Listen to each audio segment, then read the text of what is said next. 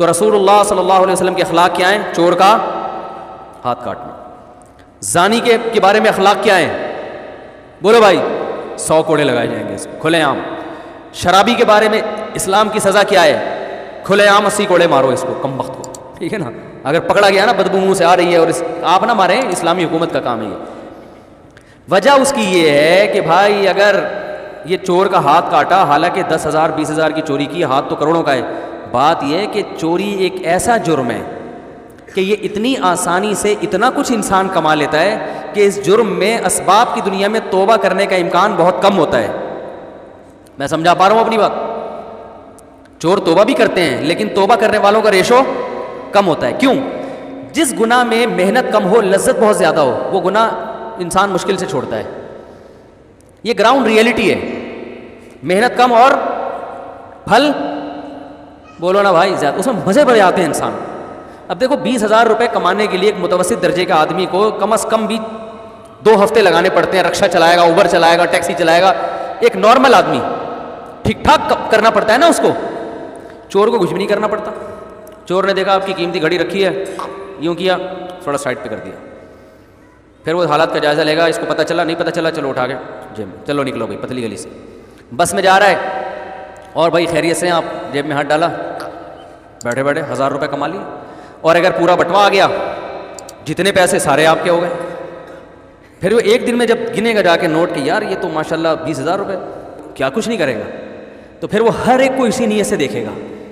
وہ مفتی صاحب کو بھی اسی نیت سے دیکھے گا, گلے ملتے ہوئے یوں یوں کر کے ہاتھ مارے گا. پھر اس کا دن بھر کا کام ہی یہ بن جاتا ہے, کیونکہ اس میں اتنا زبردست چسکا ہے. انگریز تو یہ دیکھتا ہے کہ 20,000 کی چوری کی اور ہاتھ کروڑوں روپے کا کٹ رہا ہے. اسلام یہ دیکھتا ہے کہ یہ 20,000 کی چوری صرف 20 کی نہیں ہے, یہ ساری زندگی لوگوں کی جیبیں ہی صاف کرے گا. اور جب اس کے پاس زیادہ پیسہ آ جائے گا تو پھر یہ چھوٹی موٹی چوریاں نہیں کرے گا, یہ پاکستان کا صدر بنے گا. پھر سمجھ آ رہی؟ پھر اسٹیل مل کو کھائے گا, پھر اندرون سندھ لوگوں کی زمینیں ہڑپ کرے گا. پھر اس کو اس کا چسکا لگ کے پھر ایسا چسکا لگے گا, پھر یہ تھوڑے تھوڑے پیسوں کی خاطر لوگوں کو قتل بھی کرے گا. بات آ رہی ہے سمجھ میں؟ پھر جب اس پر کیس بنے گا تو اتنا کما چکا ہوگا یہ کہ ججوں کو بھی خرید لے گا. یہ اسلام نے شروع سے ہی بتا دیا بھائی ہاتھ کاٹو, ختم. ساری دنیا میں ایک علامت ہوگی کہ یہ چور ہے, صحیح ہے نا, اس سے بچ کے رہو. اور جس ہاتھ سے چوری کرتا تھا وہ ہاتھ کٹ گیا. میں سمجھا پا رہا ہوں اپنی بات؟ تو اخلاق کا تقاضا ہے کہ چور کا ہاتھ کاٹا جائے. یہ اخلاق کا تقاضا ہے. کس سے اخلاق؟ لوگوں کے ساتھ اخلاق کا, لوگوں کی خیر خواہی اس میں کہ چوروں کا ہاتھ کاٹ دیا جائے, پبلک کی خیر خواہی. اب آپ اخلاق میں چور پر تو ترس کھا رہے ہو, جن کی چوریاں ہو رہی ہیں ان پہ ترس نہیں کھا رہے. بھائی آپ کہتے ہو چور کو پکڑ کے کوڑے لگاؤ, جیل میں ڈال کے چھوڑ دو, تو جیل میں ڈال کے جب چھوڑو گے تو وہ کہے گا یار پچھلی دفعہ جو غلطی کی تھی اس دفعہ وہ نہیں ہوگی. وہ ٹرینڈ ہو کے نکلے گا, وہ کبھی بھی نہیں چھوڑے گا. وہ کہے گا جب میں اتنے سال جیل میں رہا تو میں تو ویسے ہی اتنا کما سکتا تھا, نہیں کمایا, اب تو میں نے اس کو بھی تلافی بھی کرنی ہے. نمبر 2, طریقہ ایسا ہونا چاہیے کہ یہ غلطی دوبارہ نہ ہو. وہ ایک چور کو نا جج نے پکڑا, عدالت میں لے کر گئے نا, جج نے کہا کہ تم نے اتنی ہوشیاری سے چوری کی ہے کہ کسی کو کانوں کان خبر نہیں ہوئی. کہہ رہے سر آپ پہلے آدمی جنہوں نے میری تعریف کی ہے, میرے ہنر کی. وہ جج کہہ رہے میں تعریف نہیں کر رہا بھائی تیری. تو چور تو نا اس کو کمال سمجھتا ہے کہ میں نے اتنے لوگوں کی جیبیں صاف کر دی, پتہ ہی نہیں چلا. اور یہ ہوتے ہیں کم وقت ایسے. تو اسلام نے عوام پہ ترس کھایا ہے کہ بھائی یہ, اور پھر یہ برائی متعدی ہے. آج 20 روپے چوری کر رہا ہے, کل 1 لاکھ کرے گا, پھر کل کلاشن کو اٹھا کے ڈکیتیاں مارے گا, پھر انسانوں کو قتل کرے گا. یہ بریکیں نہیں لگتی اس میں.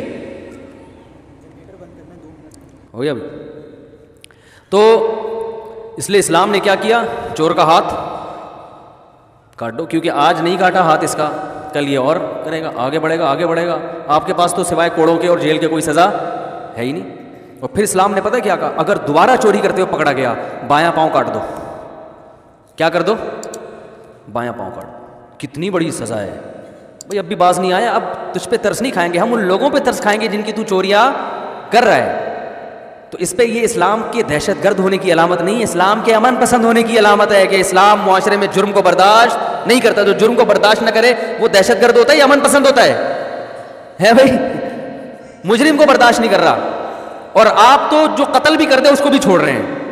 قرآن نے کیا کہا, اگر قاتل کسی انسان کو جان سے مار دے تو قرآن نے کیا کہا؟ قاتل کو پکڑ کے مقتول کے وارثوں کے حوالے کر دو. باپ کو قتل کیا، بیٹے کے حوالے کر دو قاتل کو کہ اس نے تمہارے باپ کو مارا ہے، تم چاہو تو گردن اڑا دو، چاہو تو معاف کر دو، تمہیں آپشن ہے. بات آ رہی ہے سمجھ میں؟ بھائی تمہارے بندے کو مارا، تمہاری مرضی، اب آپ چاہیں اس کی گردن اڑا دیں. اسلام نے کہا وجزاء سیئۃ سیئۃ مثلھا، برائی کا بدلہ اسی کے بدلے برائی، معاف کر دیں تو اچھی بات ہے، آپ کو آپشن ہے. اور اللہ نے فرمایا وَلَكُمْ فِي الْقِصَاصِ حیات.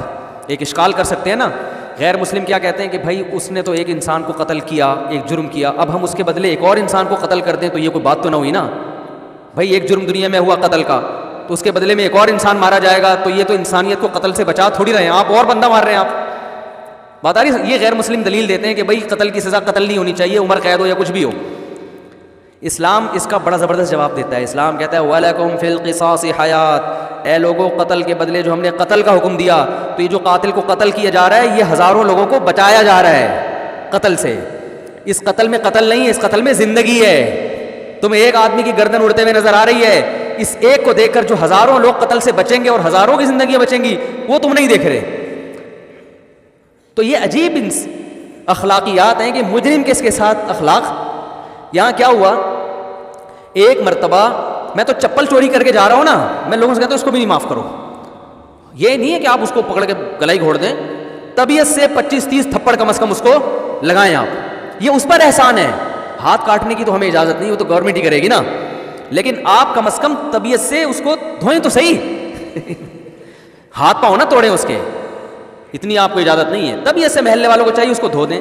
اس میں لوگوں کے ساتھ کم احسان ہے، اس چور کے ساتھ زیادہ احسان ہے. اتنا اس کے دل میں خوف بٹھا دو کہ آئندہ وہ، اگر آپ نے اس کو چھوڑ دیا نا کہ یار چپل ہی تو چوری کر رہا ہے یار. ایک صاحب مجھے کہنے لگے ایسے چپل چور پکڑے، میں نے کہا اس کو ذرا طبیعت سے نا دھو دھا کے اس کے اگلے پچھلے گناہ معاف کروا کے گھر بھیج دو. انہوں نے کہا یار ادھر لوگ، پھر سابق صدر کا حوالہ دیا، یار وہ جائیدادیں کھا گئے، ان کو کچھ نہیں ہوا، ایک چپل چور کو اس ملک میں مارا جاتا ہے. میں نے کہا بھائی اگر چپل چور کو اس ملک میں مارا جاتا ہوتا تو وہ بھی اتنے بڑے ڈاکو نہ بنتے. ان کو شروع میں چھوڑا ہے لوگوں نے، یار کوئی بات نہیں، بچہ ہے نا، گھنٹی بجا کے بھاگا ہے نا، کیا ہے مرغی چرا کے بھاگا ہے نا، بچہ ہے نا. تو بھائی یہی بچے ہوتے ہوتے پھر آخر میں پاکستان کے پریزیڈنٹ بن جاتے ہیں، صدر بن جاتے ہیں.